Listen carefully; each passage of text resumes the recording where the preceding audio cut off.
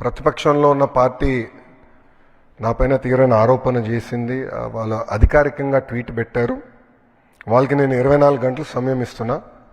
2,000 రూపాయలు నా బ్యాంక్ అకౌంట్కి వచ్చింది, నా జోబులోకి వచ్చిందని వాళ్ళు అంటున్నారు కనుక నిరూపించండి, లేదంటే ఆ స్టేట్మెంట్ విత్డ్రా చేయండి.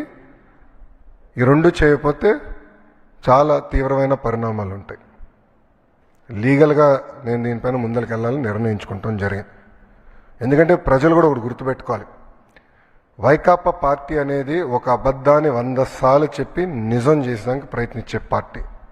2019 ఎన్నికల్లో కరెక్ట్గా వాళ్ళ సొంత బాబాయిని వాళ్ళే చంపేసి ఏకంగా నింద మా నాయకుడు చంద్రబాబు నాయుడు గారి పైన ఆనాడు వేశారు. మేము ఆనాడు సమర్థవంతంగా తిప్పికొట్టలేకపోయాం కనుకనే ప్రజలు నమ్మారు. కానీ ఇప్పుడు చూడండి, చెల్లెలు చెప్తున్నారు ఏం జరిగిందో. సో అలా అబద్ధాలు చెప్పి ప్రజలు నమ్మించడానికి ప్రయత్నిస్తున్నారు. ఈ 2,000 రూపాయలు నేను ఆ ట్వీట్ని నేను చదివాను, ఆ 2,000 రూపాయలు నా జోబుకి వచ్చిందన్నారు.